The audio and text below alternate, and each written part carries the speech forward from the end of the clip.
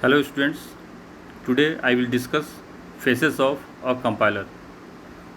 Basically there are 6 phases of compiler: lexical analyzer, syntax analyzer, semantic analyzer, intermediate code generator, code optimization and code generation. Now you see here, this is the block diagram of phases of compiler. So here you can see we have lexical analyzer, syntax analyzer, semantic analyzer, intermediate code generator, code optimization, code generator. So what is the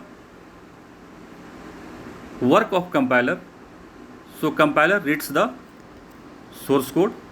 Now you can see here, this is the source programs, and this source program passes through all the phases, all the 6 phases, and finally we get the target programs. So the basic responsibility of these phases of compiler is it reads the source code and provide the target code. Okay, and this source code is the high level language and this target code is the low level language. Okay, so basically the first 4 phases, lexical analyzer, syntax analyzer, semantic analyzer, intermediate code generator, are combined into the one phase, and that is called the front end. Okay, and these last two phases are called, this is the back end. So basically compiler is divided into the front end and back end. Front end has the 4 phases: lexical analyzer, syntax analyzer, semantic analyzer and intermediate code generator, and back end has the 2 phases: code optimizer and code generator. Okay, now you see here all these phases are connected with the, at the left hand side you can see here we have symbol table management, and at the right hand side you can see here we have error handler.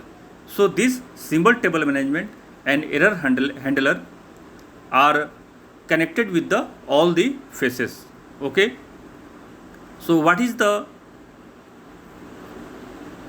responsibility of lexical analyzer?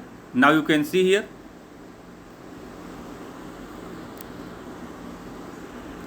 so the first phase of a compiler is the lexical analyzer.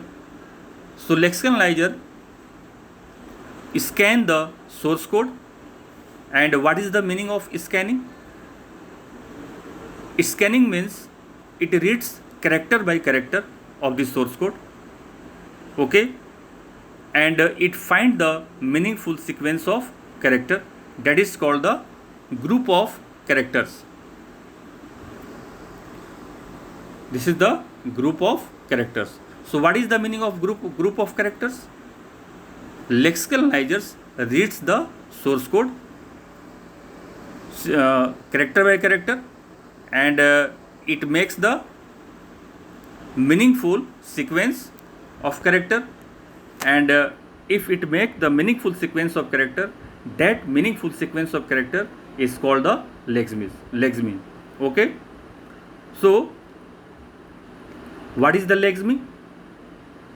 So definition of legsme is lexical analyzers reads character by character, and if it will find the meaningful sequence, that meaningful sequence is called the legsme.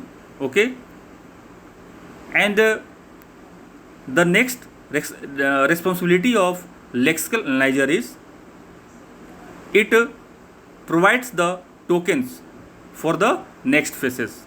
Okay, so when it find the legsme, then lexical analyzer, it has the lexical analysis, has the lexical analyzer, and for each legsme the lexical analyzer produce as the output a token. Okay, so you have already studied the automata theory. So in the automata theory, you have learnt about the DFA, deterministic finite automata. So deterministic finite automata, what it does, it accept or reject the string. If the string is valid, then it will be accepted by the machine, and if the string is invalid, this string is not accepted by the machine in the deterministic finite automata. So just like in the lexical analysis, you can suppose lexical analyzer is nothing, this is the deterministic finite automata, and this valid lexeme is nothing, this is the string, and for particular string, if this lexical analyzer accept this lexeme, then we say this is the valid lexeme and this valid string, and if the string is valid, then lexical analyzer produce the token for only valid lexeme, and if the lexeme is not valid, it means lexical analyzer not produce the token for that group of characters. Okay, so lexical analyzer is nothing, this is the deterministic finite automata, and this deterministic finite automata accept the string. Here string means lexeme, and if this string is valid, then it will be token, and if the string is not valid, then it will not be token. Okay, so token, basically there are two kinds, specific strings and class of strings. Okay, so specific strings, keywords, punctuation symbols, and what is the keywords? Like you have written the C code like void main, int, for, while, these are the keywords. So these keywords are nothing, this is the specific strings, and symbols like assignment operator, plus, multiply, all the operators are these are the specific strings. Okay, and next one is the classes of strings. So identifiers, constant, labels, these are the classes of string. So tokens are basically divided into the two kinds. So everything, if you write the source code like void main, opening curly braces, int, and abc, semicolon, so everything, every symbol in the language is the token. Okay, so but every token has the some kinds. So if you write like int a semicolon, so here int, this is the keyword, and here a, this is the identifier, and here this is the semicolon. So here we have one token, two token, and three token. So there are three tokens we have. So token has the types. Now what is the token of, what is the form of the token? So token name slash type comma attribute value. So this is the form of the token, token form. Okay, so now you can see here in the next slide,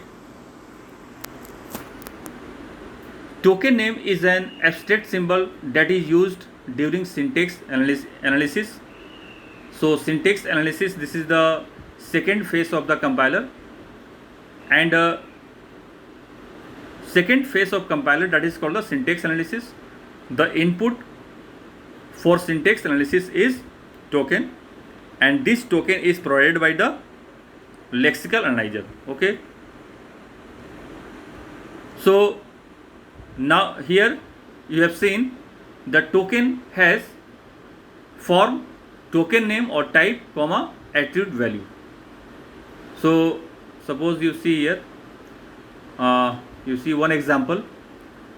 So this is the one part of the source code.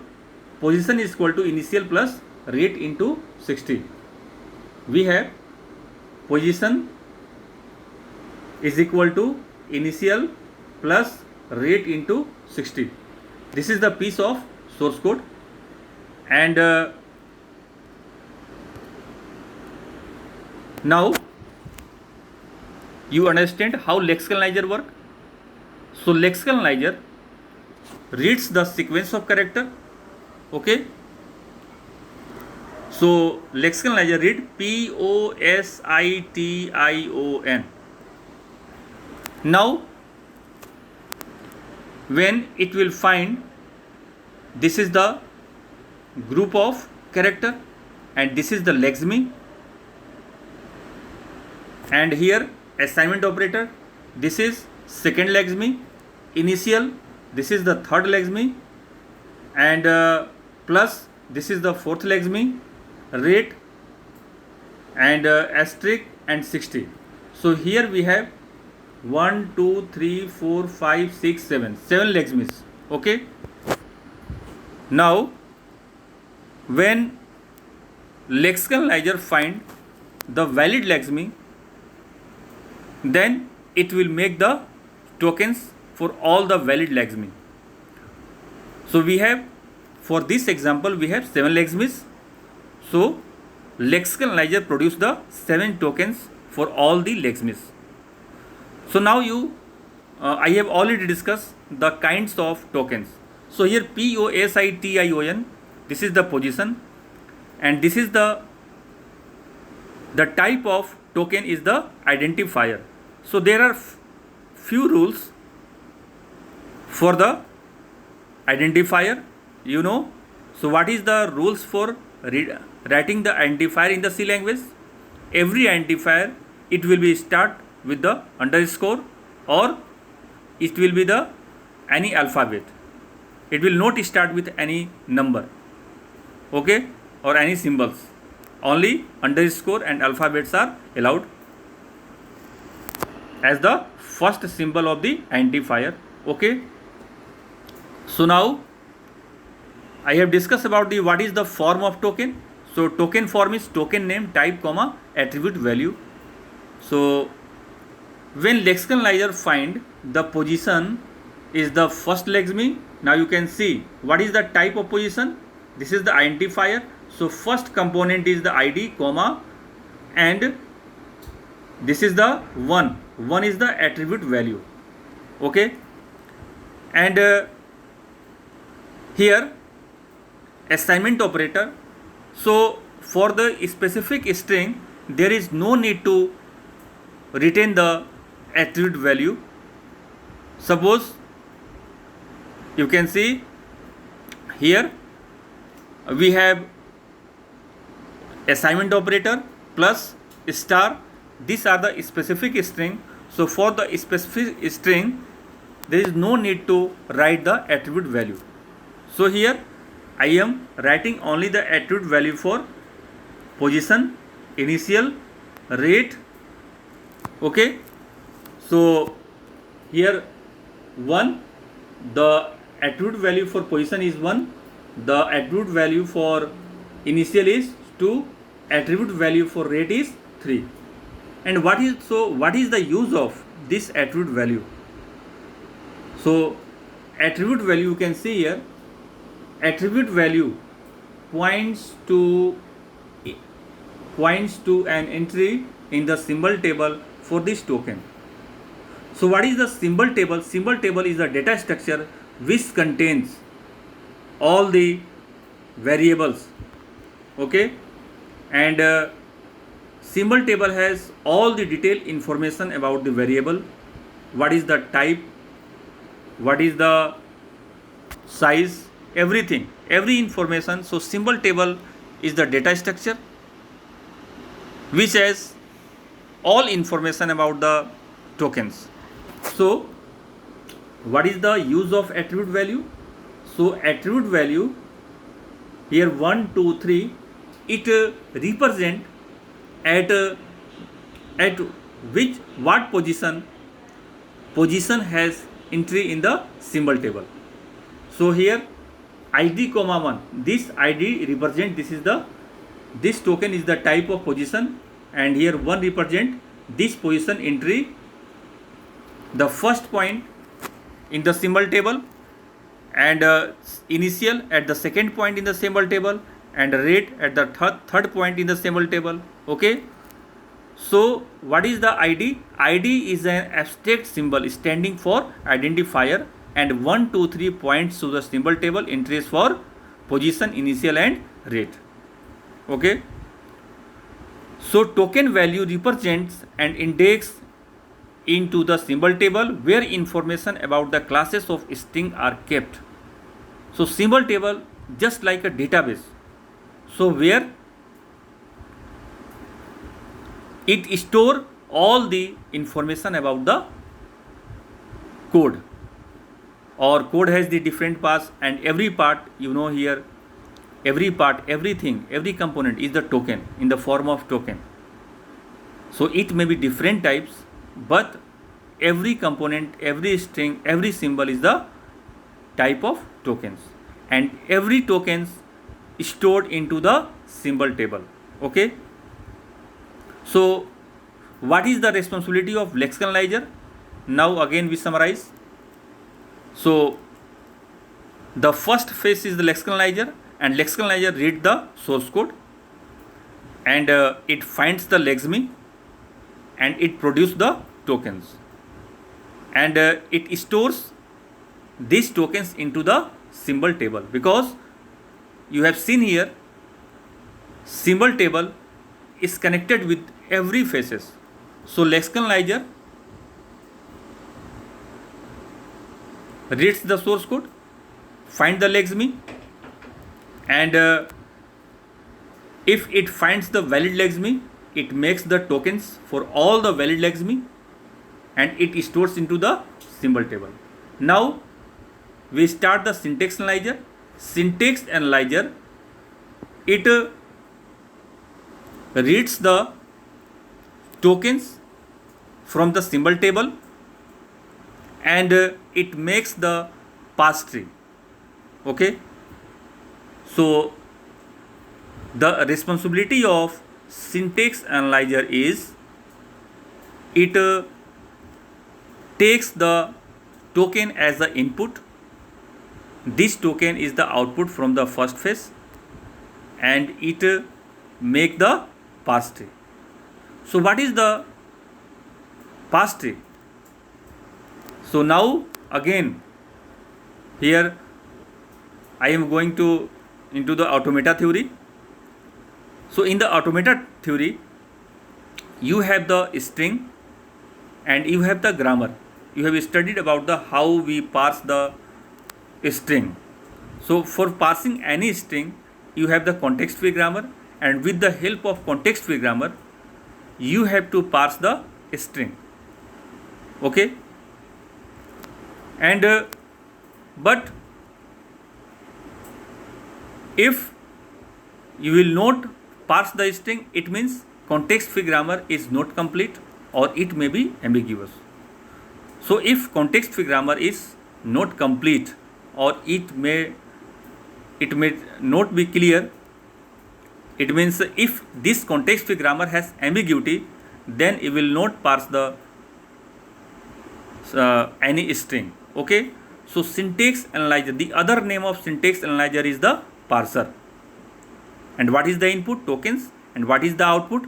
Abstract syntax tree. Okay, now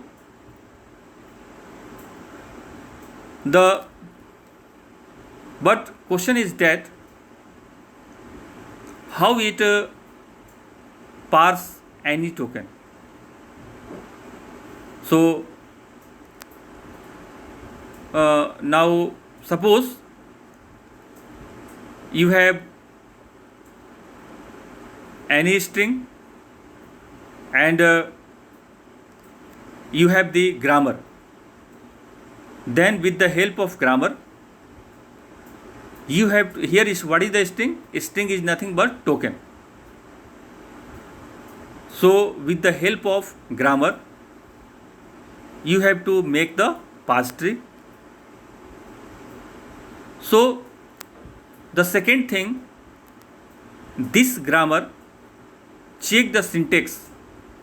Suppose you write the void main and opening parenthesis and closing parenthesis. So the syntax for this sentence is correct or not. This will be checked by the syntax analyzer. Suppose in the English language you write I am going to school. So how you write I am going to school? You can write school am I going. So which sentence is correct? How you can decide and who decide I am going is correct or going school am I is correct? So in the English language or in any language, we impose the grammar. We have grammar and with the help of English grammar and we check that the given syntax is correct or not. So English grammar says, so first we have write the subject, verb plus object. Okay. So according to this rule, we check the given syntax is correct or not. So just like here, syntax analysis has grammar and with the help of this grammar, this syntax analysis check the sequence of token, the syntax of this language is correct or not. Okay. So for syntax checking, this is the responsibility of syntax analyzer. And if it will find the correct sentence, then it will generate the parse tree. Okay, that is called the syntax tree. Here you can see this is the syntax tree. But when it will create the syntax tree? When syntax analysis check the sequence of token is correct with the help of grammar, then it will create the syntax tree. Okay. So now next question is, which type of grammar use the syntax analyzer? In the English language we use the English grammar, and in the Hindi and in every language we are using the grammar, and we have to follow the grammar for writing the sentence in any language. So here in the compiler design, syntax analyzer has the context free grammar, and you have already studied in the automata theory what is the context free grammar. So the context free grammar is the set of productions, and we have like E derive E plus T, E plus T. Okay. So E derive E plus T. So here E is the non-terminal and this is the arrow symbol, and the right hand side we have E T is the non-terminal and T plus is the terminal. So at the right hand side we have combination of terminal and non-terminals, and in the left hand side we have only non-terminal. So this is the context free grammar, rule of context free grammar.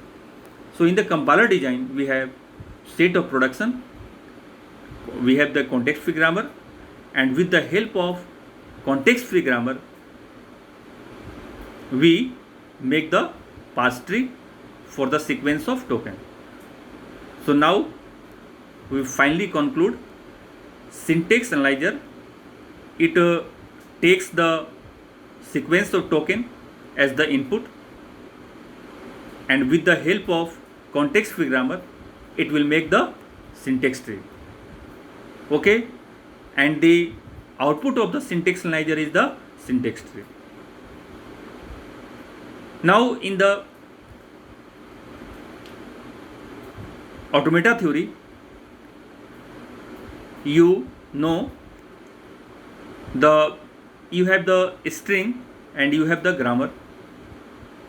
Now you derive the string with the help of grammar. If the string is derived with the help of grammar, then we say this is the complete grammar, complete set of production, and this derivation also represented with the help of syntax. If any string is derived with the help of grammar, then we can create the syntax tree for the particular string. So same as here, we have sequence of tokens and we have the set of production, and with the help of production we have to derive the sequence of token. If this sequence of token is derived, then we can make the parse tree or syntax tree. Okay, so input is the sequence of tokens and output is the syntax tree at the second phase. Now you can see here we have position is equal to initial plus rate into 60. This is the example we have taken in the first phase. Now we create the here, this is the parse tree, and this is called the abstract syntax tree. So what is the difference between parse tree and abstract syntax tree? In the abstract syntax tree, we have operator as a intermediate node and operand as the child node. So you can see here id1, id2, id3 and 60, these are the child nodes and these are the operands, and intermediate node is equal to plus asterisk, these are the intermediate node as a operator. But here assignment statement, identifier, expression, everything, and here these are the intermediate node, and position and is equal to initial rate star 60, these are the child node. So here we have, this is the parse tree, this is parse tree, and this is the abstract syntax tree. So what is the responsibility of syntax analyzer? So syntax analyzer, it takes the sequence of token as the input and it gives the parse tree as output, and this parse tree made with the help of context free grammar. So it will check the syntax. If the syntax is correct of the sequence of token, then it will create the syntax tree. Okay, now next phase is semantic analysis. Again, semantic analysis,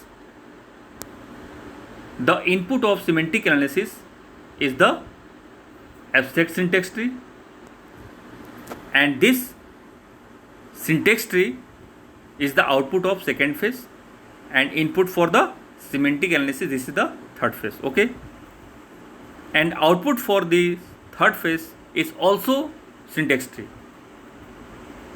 So it will verify the syntax.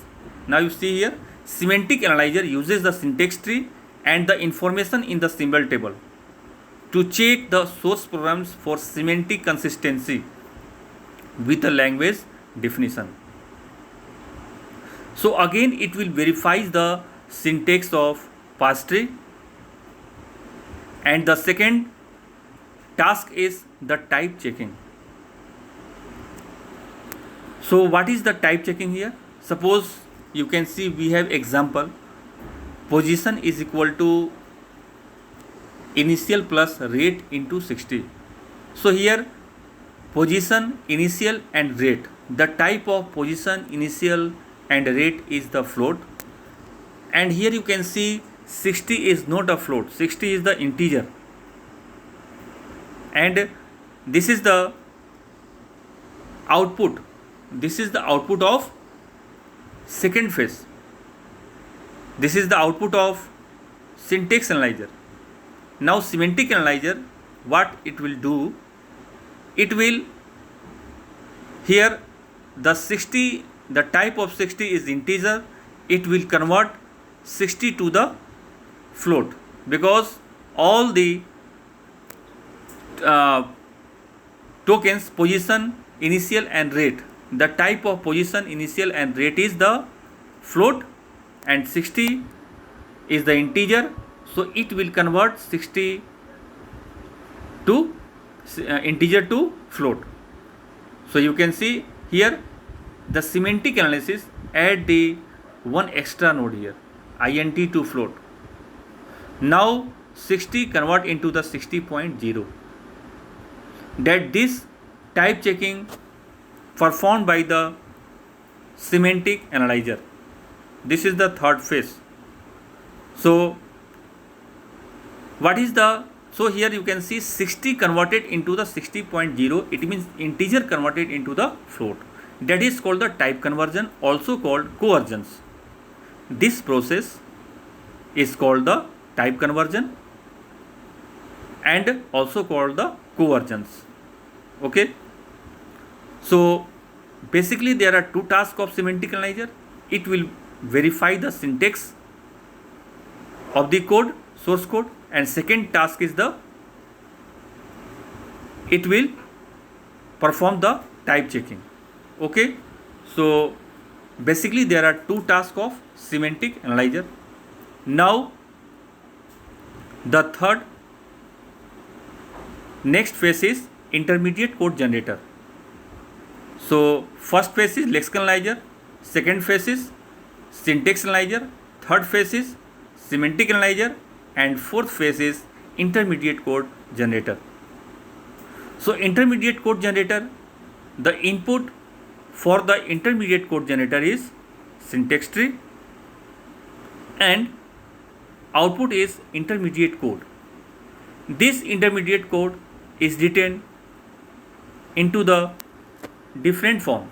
So one form for writing the intermediate code is 3 address code. Okay. So you can see here, suppose we have A is equal to B plus C. So this is the 3 address code. So what is the 3 address code? In the 3 address code, maximum we have 3 operands. You can see here A, B, C. Maximum we have 3 operands, and maximum we have 2 operators. A is equal to B. This is also into the 3 address code, but A is equal to B plus C plus D. You can see here in this example we have 1, 2, 3, 4 operands and 3 operators. So this is not a 3 address code. We have to convert this type of expression into the 3 address code. So what is the responsibility of intermediate code generation? So first task is it convert into the intermediate code, or intermediate code is represented with the help of 3 address code, or any other technique also we have for representing the intermediate code. Okay.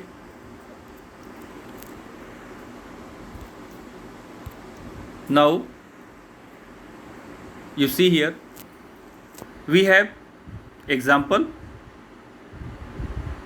and we have already taken the example position is equal to initial plus rate into 60. Okay. And this is the output of Third phase, semantic analyzer. Now this semantic analyzer is how this semantic analyzer is converted into the intermediate code. Now you can see here. First, integer to float 60 is assigned to the T1. When we are converting into the 3 address code, now we suppose the temporary variables. So here T1, T2, T3 are the temporary variables.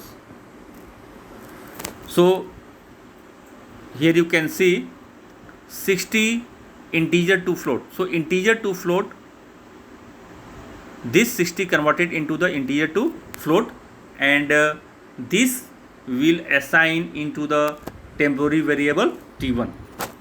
Okay. Now T1 has 60.0. This is the 3 address code, because here maximum we have 2 operands and 1 operator. Okay. Now second, next we have here id comma 3. So what is the id comma 3? This is the rate and multiply 60.0. This rate multiply 60.0. Rate, what is the rate? Rate is the id3. So id3 multiply T1, and T1 has 60.0. This id3 multiply T1 is stored into the T2. Here we suppose the T2 is the second temporary variable. Now the next code is here id2 plus with all these things. So here we have id2, here we have T2. Okay. So now multiply id2 plus T2, and this id2 plus T2 assign into the different variable. So now we have T3, id2 plus T2 assign into the T3, and finally at the root node you can see this T3, id1 is equal to T3. This T3 assigned into the id1 is equal to T3. Okay. So now question is that why we start the 3 address code from at this node? Because in the pass tree the lowest node has the highest priority. So it has the highest first priority, now second priority, third priority and fourth priority. So when you make the pass tree and operation performed at the lowest node, so lowest node has the highest priority. When we go up, so it has the first priority, second priority, third priority and fourth priority. So we have written the 3 address code at the from the child node 60. Okay. So here we have 3 address code. T1 is equal to integer to float 60, T2 is equal to id3 multiply T1, T3 is equal to id2 plus T2, id1 is equal to T3. So this is the 3 address code for position is equal to initial plus rate into 60. Okay. So here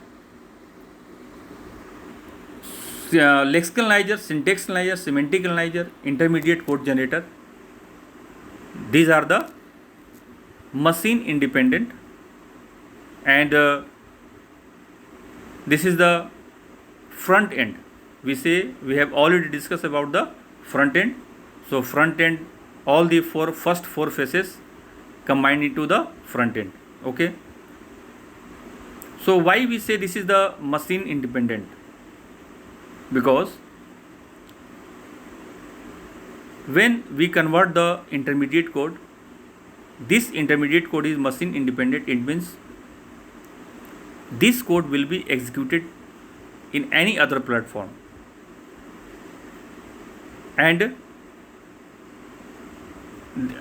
what is the use of intermediate code here? The intermediate code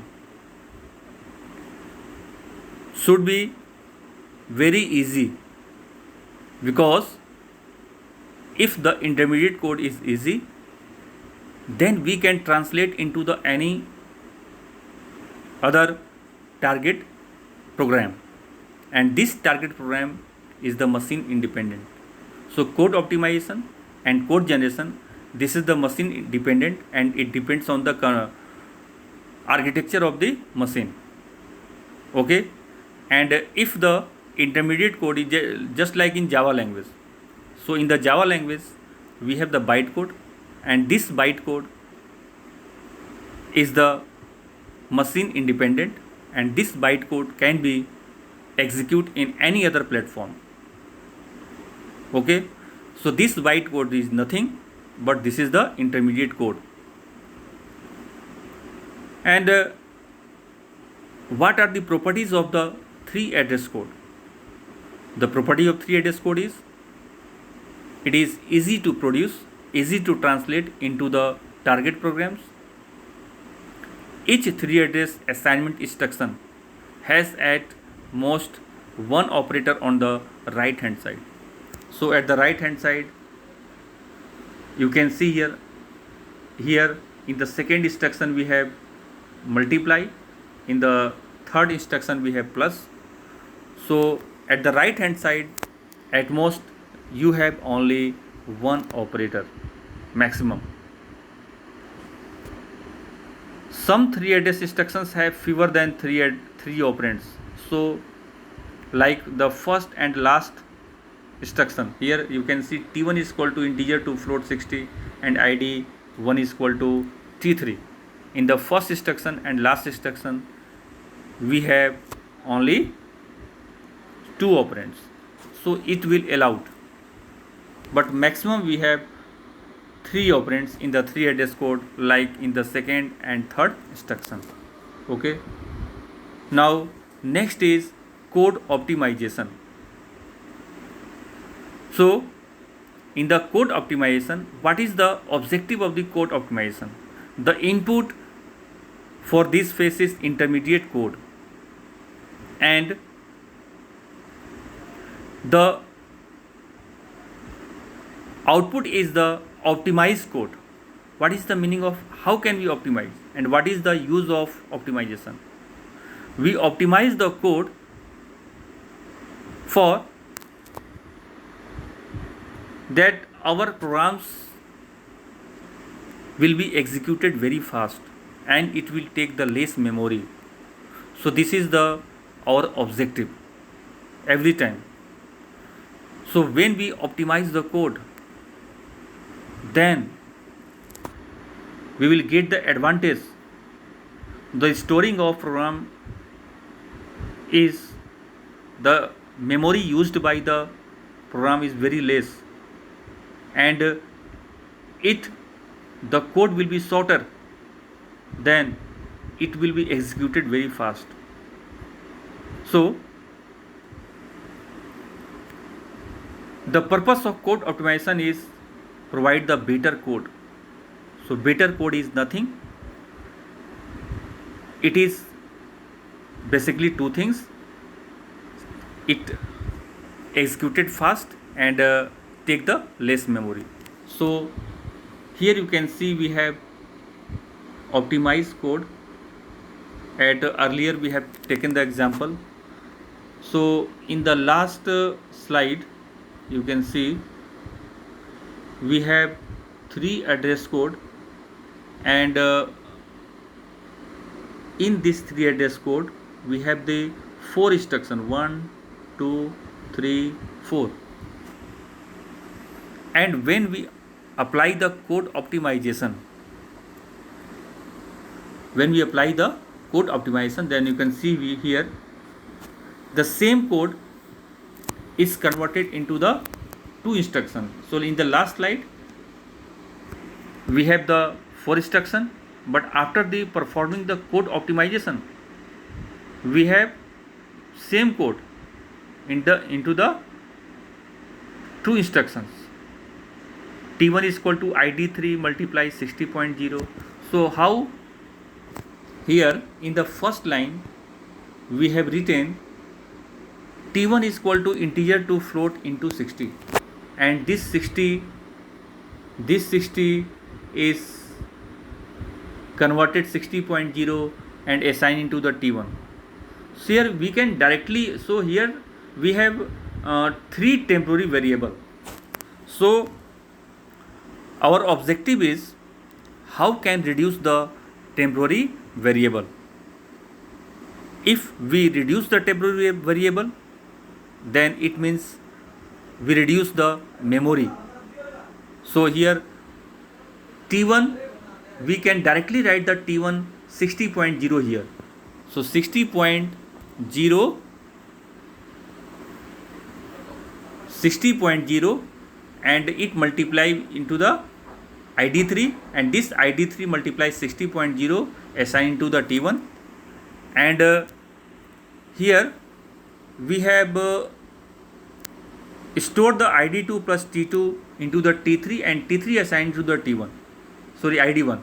So we directly write ID2 plus T1 and assign into the ID1.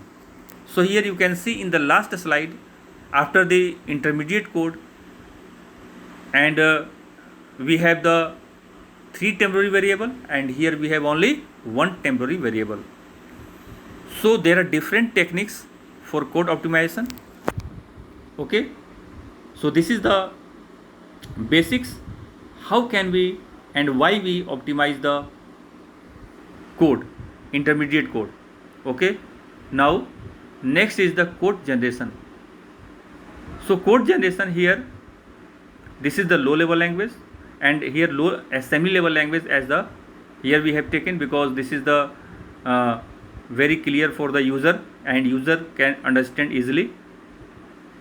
So here I am taking the low level language as the assembly level language. Okay, so here in the last slide, in the code optimization we have temporary variable T1, and in the code generation we have to use the register.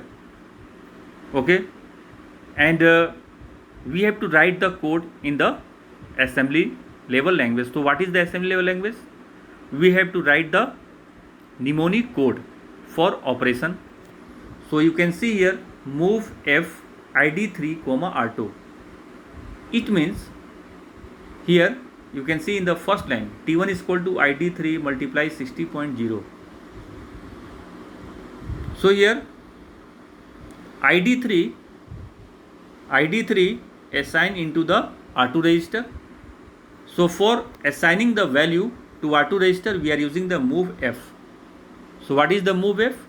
Move F means move, and F means float values, because ID3, the type of ID3 is float. So this ID3 move to the R2. Now we have to multiply ID3 multiply 60.0.